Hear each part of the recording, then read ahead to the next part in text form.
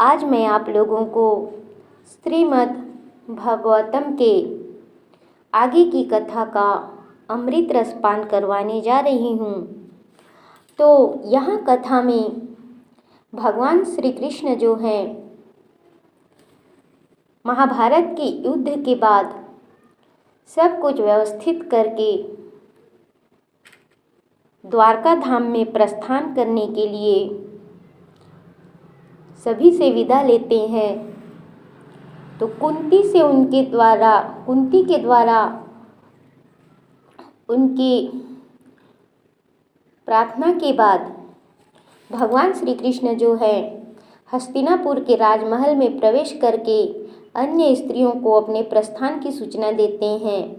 लेकिन राजा युधिष्ठिर उन्हें प्रस्थान करते देख रोक लेते हैं और अत्यंत प्रेम पूर्वक उनसे याचना करते हैं और अपने युद्ध में मारे गए सभी के लिए वे शोक करते हैं और शोक संतप्त होकर वे अपने आप को क्षमा नहीं कर पाते हैं, पश्चाताप करते हैं।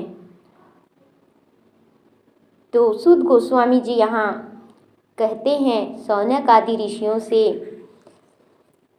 तो सूत गोस्वामी जी कहते हैं कुरुक्षेत्र के युद्ध स्थल में इतने सारे लोगों का वध करने के कारण घबराए हुए महाराज युधिष्ठिर उस स्थल पर गए जहाँ नरसंहार हुआ था, जहाँ पर युद्ध हुआ था, नरसंहार हुआ था। वहाँ पर जो है राजा युधिष्ठिर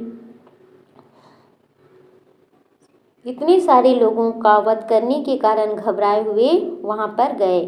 वहाँ पर भीष्मदेव मरणासन्न होकर शरशैया पर लेटे थे। भीष्मदेव जो हैं वहाँ पर मरणासन्न होकर शरशैया पर लेटे थे।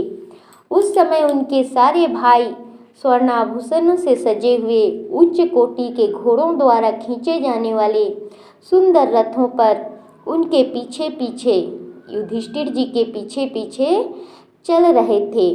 उनके साथ व्यासदेव तथा धौम्य जैसे ऋषि जो पांडवों के विद्वान पुरोहित हैं तथा अन्य लोग भी युधिष्ठिर के साथ युद्ध भूमि में जा रहे थे। हे ब्रह्म ऋषि, भगवान श्री कृष्ण भी अर्जुन के साथ रथ पर सवार होकर पीछे पीछे चले आ रहे थे। सूत गोस्वामी जी कहते हैं शौनक ऋषि से कि हे ब्रह्म ऋषि, भगवान श्री कृष्ण भी युधिष्ठिर के साथ अर्जुन के साथ रथ पर सवार होकर पीछे पीछे चले आ रहे थे। इस प्रकार राजा युधिष्ठिर अत्यंत राजसी प्रतीत हो रहे थे, मानो कुबेर अपने साथियों से घिरा हो। आकाश से आ गिरे देवता के समान उन्हें भीष्मदेव को भूमि पर लेटे देखकर पांडव सम्राट युधिष्ठिर ने अपने छोटे भाइयों तथा भगवान कृष्ण समेत उन्हें प्रणाम किया। जैसे कोई देवता आकाश से आकर गिरा हुआ हो युद्ध भूमि में, उसी प्रकार जो है भीष्मदेव वहाँ पर गिरा हुआ है, पड़ा हुआ है। तो उनको भूमि पर, युद्ध भूमि पर लेटे हुए देखकर पांडव सम्राट युधिष्ठिर जो है अपने छोटे भाइयों तथा भगवान कृष्ण समेत उन्हें प्रणाम किया। राजा भरत के वंशजों में प्रधान भीष्म को देखने के लिए ब्रह्मांड के सारे सतुगुणी महापुरुष यथा देव ऋषि, ब्रह्म ऋषि तथा राज ऋषि वहाँ पर एकत्र हुए थे, जहाँ पर भीष्मदेव पड़ा हुआ था, लेटा हुआ था सरशैया पर मरणासन्न होकर। वहाँ पर सभी पहुँचे।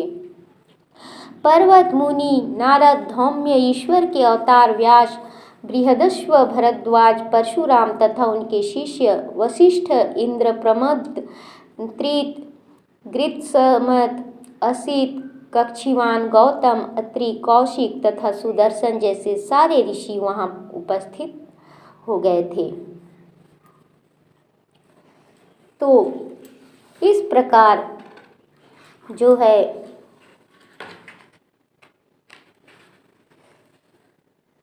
सुखदेव गोस्वामी एवं अन्य पवित्र आत्माएं कश्यप, आंगिरस इत्यादि अपने अपने शिष्यों के साथ वहाँ पर आए। सुखदेव गोस्वामी भी जो है वहाँ पर आए। 8 वसुओं में सर्वश्रेष्ठ भीष्मदेव ने वहाँ पर एकत्र हुए समस्त महान तथा शक्ति संपन्न ऋषियों का स्वागत किया, क्योंकि भीष्मदेव को देश तथा काल के अनुसार समस्त धार्मिक नियमों की भली भांति जानकारी थी। अतः उन्होंने वहाँ पर आए सभी का स्वागत किया। भगवान श्री कृष्ण प्रत्येक के हृदय में आसीन हैं, तो भी वे अपनी अंतरंगा शक्ति से अपना दिव्य रूप प्रकट करते हैं। ऐसे भगवान साक्षात भीष्मदेव के समक्ष बैठे हुए थे। चूँकि भीष्मदेव उनकी महिमा से परिचित थे, अतएव उन्होंने उनकी विधिवत पूजा की, भगवान श्री कृष्ण की पूजा की। पास ही महाराज पांडु के सारे पुत्र शांत बैठे थे। हे ऋषिगण, पास ही महाराज पांडु के सारे जो पुत्र थे वे शांत बैठे थे और अपने मरणासन्न पितामह के प्रेम से अभिभूत थे। यह देखकर भीष्मदेव ने उन्हें भावपूर्ण विदाई दी। उनके नेत्रों में आनंद आंसू थे, क्योंकि वे प्रेम तथा स्नेह से आप्लावित हो गए थे। भीष्मदेव जो हैं प्रेम तथा स्नेह से आप्लावित हो गए थे, इसलिए उनके नेत्रों में आनंद के अश्रु थे। भीष्मदेव ने कहा, ओहो, तुम लोगों ने साक्षात धर्म के पुत्र होते हुए भी कितनी यातनाएं तथा कितना अन्याय सहा है। भीष्मदेव जो है युधिष्ठिर महाराज से कहा कि तुम लोगों ने साक्षात धर्म के पुत्र होते हुए भी कितनी यातनाएं तथा कितना अन्याय सहा है। उन कष्टों के अंतर्गत तुम सबको जीवित रहने की आशा न थी, फिर भी ब्राह्मणों, ईश्वर तथा धर्म ने तुम्हारी रक्षा की है।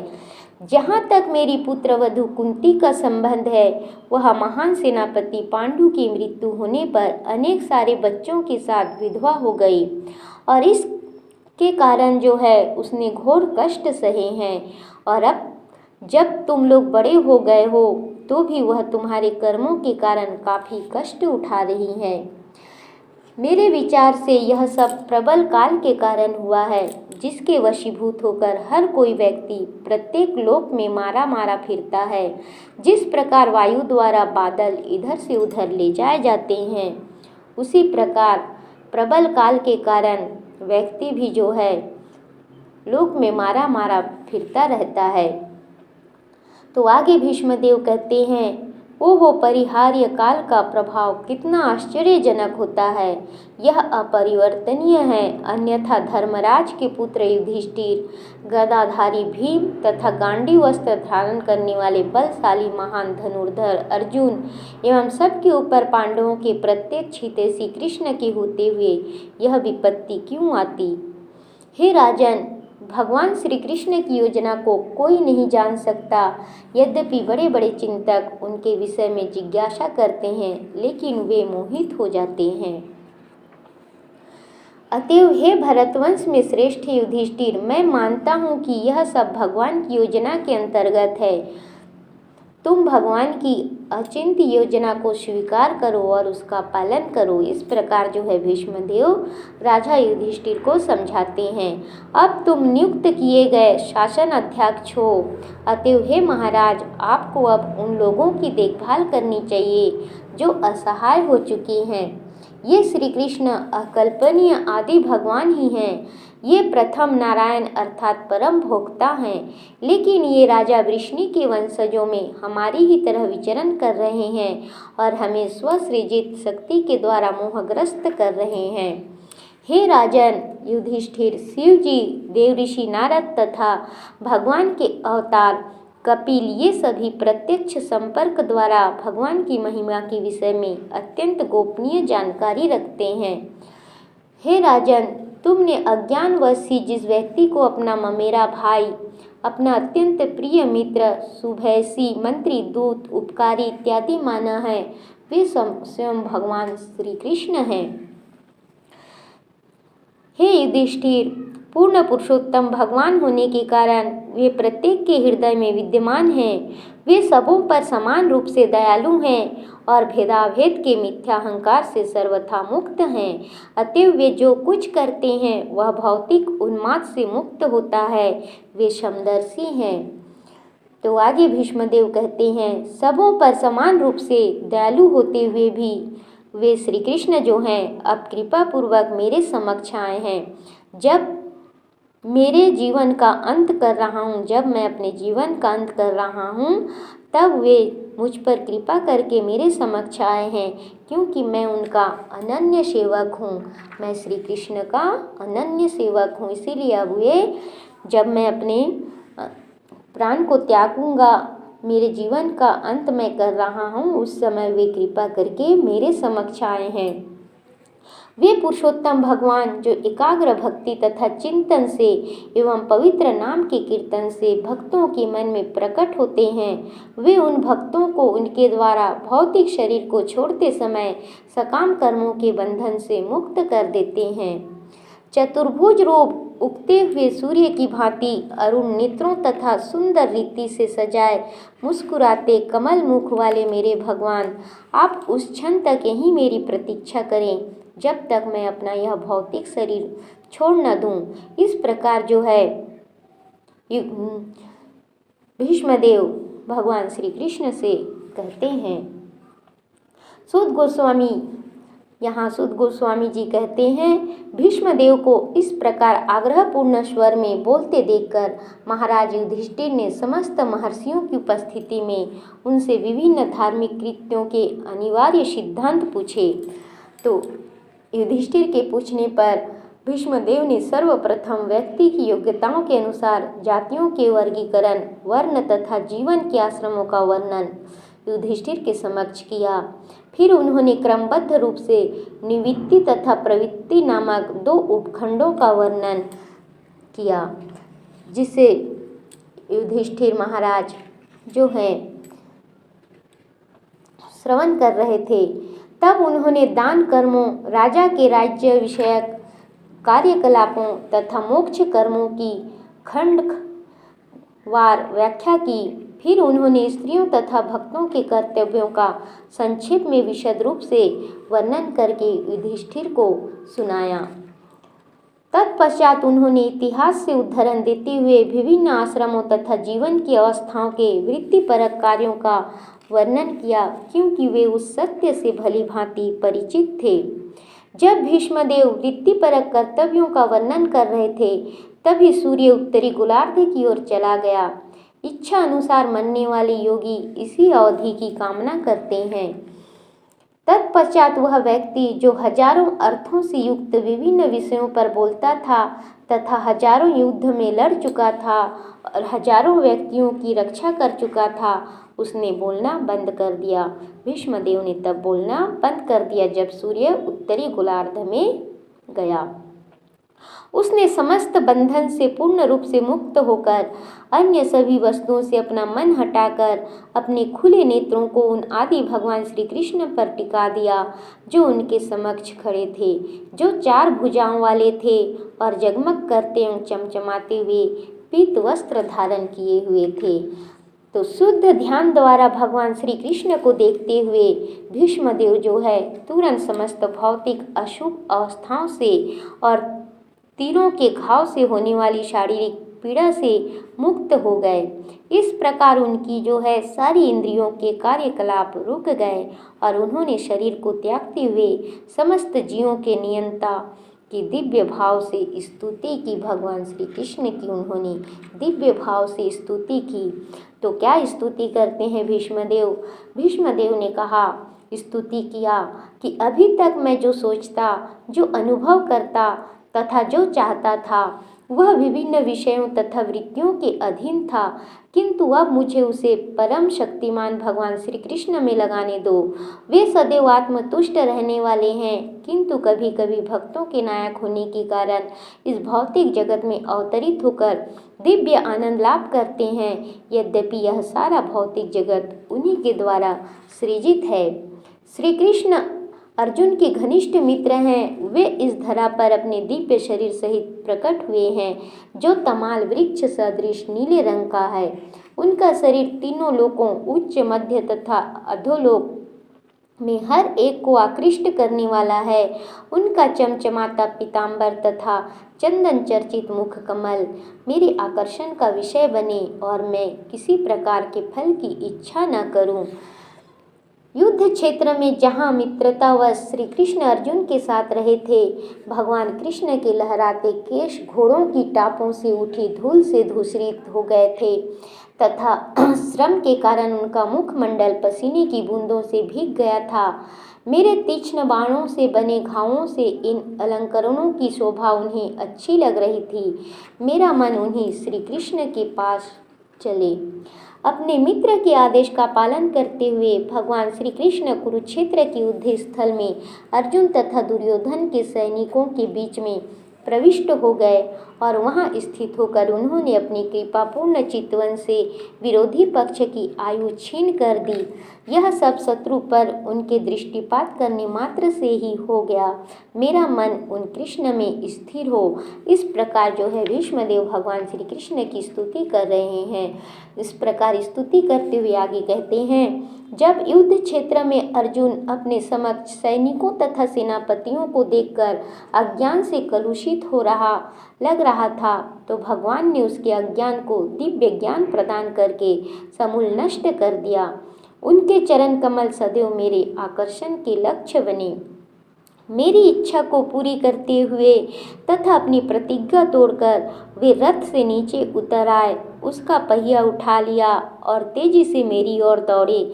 जिस तरह कोई सिंह किसी हाथी को मारने के लिए दौड़ पड़ता है, इसमें उनका उत्तरीय वस्त्र भी रास्ते में गिर गया। भगवान श्री कृष्ण जो मोक्ष के दाता हैं, वे मेरे अनंतिम गंतव्य हों। युद्ध क्षेत्र में उन्होंने मेरे ऊपर आक्रमण किया, मानो वे मेरे पैने बाणों से बने घावों के कारण क्रुद्ध हो गए हों। उनका कवच छितरा गया था और उनका शरीर खून से सन गया था।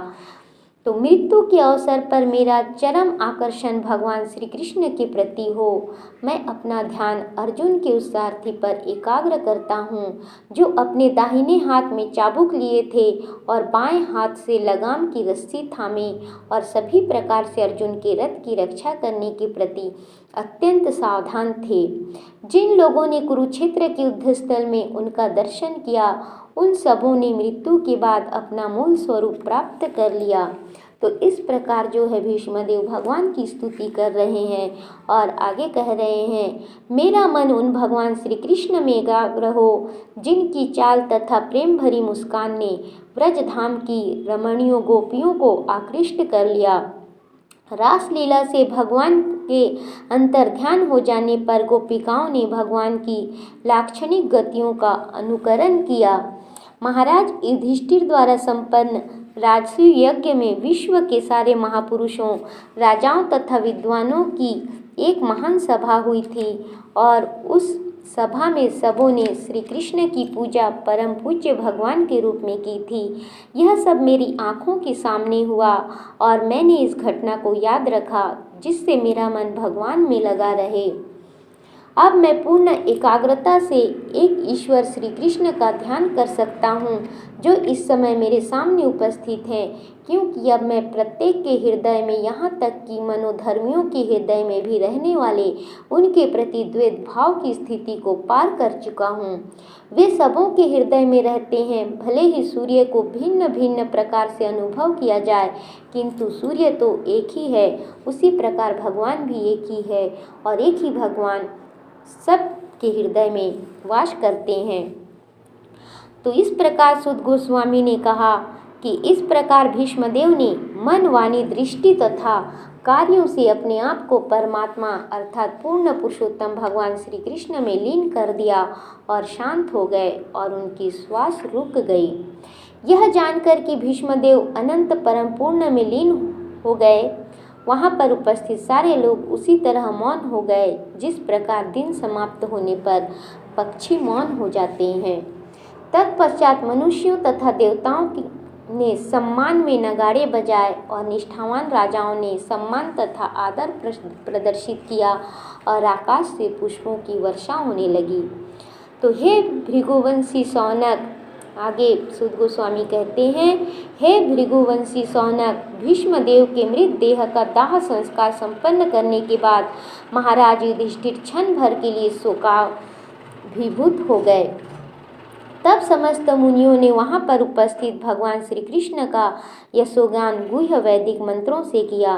वे भगवान कृष्ण को सदा के लिए अपने हृदय में धारण करके अपने अपने आश्रमों को लौट गए। तत्पश्चात महाराज युधिष्ठिर भगवान श्री कृष्ण के साथ तुरंत ही अपनी राजधानी हस्तिनापुर पर गए और वहाँ पर अपने ताऊ धृतराष्ट्र तथा अपनी ताई तपस्विनी गांधारी को ढाढ़स बंधाया। तो इस प्रकार परम धर्मात्मा राजा महाराज युधिष्ठिर ने अपने ताऊ द्वारा प्रतिपादित तथा श्री कृष्ण द्वारा अनुमोदित राज नियमों के सिद्धांत अनुसार साम्राज्य का संचालन किया। तो आज की कथा यहीं तक, आगे की कथा फिर अगले भाग में।